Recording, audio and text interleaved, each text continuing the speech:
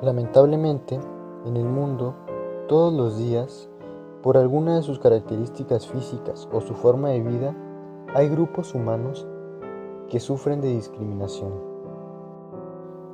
El origen étnico o nacional, el sexo, la edad, la discapacidad, la condición social o económica, la condición de salud, el embarazo, la lengua, la religión, las opiniones, las preferencias sexuales, el estado civil y otras diferencias pueden ser motivo de distinción, exclusión o restricción de derechos.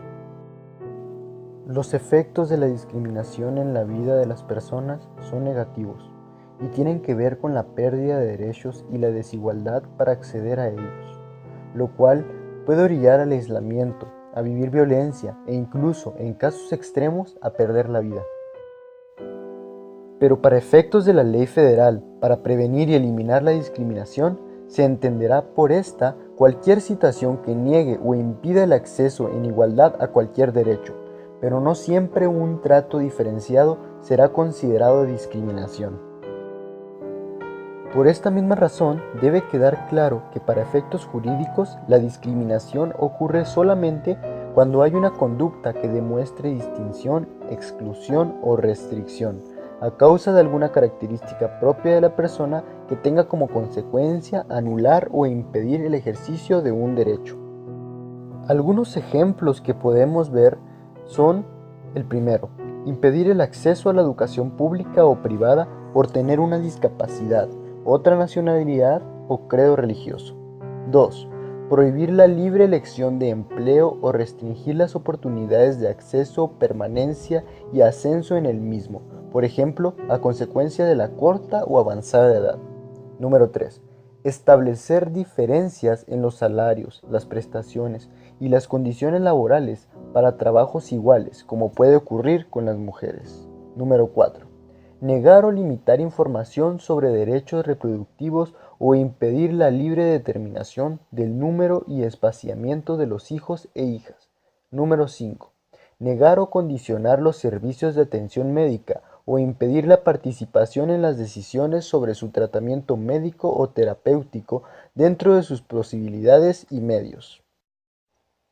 Si bien existen resoluciones aceptadas por la Organización de Naciones Unidas y sus diferentes agencias, es importante tener en cuenta que cada país, región y cultura entiende y define las dinámicas interculturales de manera diferente, y por tal razón, lo primero que cada individuo y grupo debe hacer es informarse de las leyes locales que rigen la discriminación en los diferentes contextos en los que puede darse, civil, laboral, comercial o penal. La mayoría de los países occidentales tienen legislación vigente que protege a los ciudadanos frente a la discriminación y asimismo en la mayoría se debaten nuevas leyes de protección a diferentes grupos.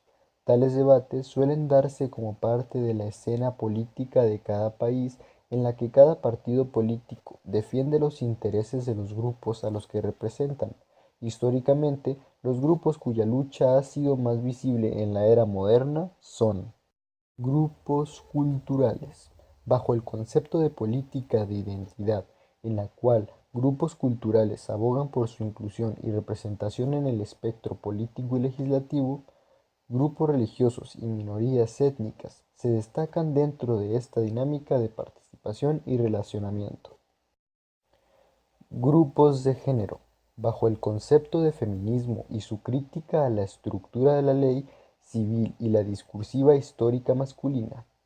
Actualmente, el movimiento internacional LGBTQ, que hace referencia a los nuevos géneros adoptados por personas que se definen a sí mismos como lesbianos, bisexuales, gays, transexuales, queer y otros.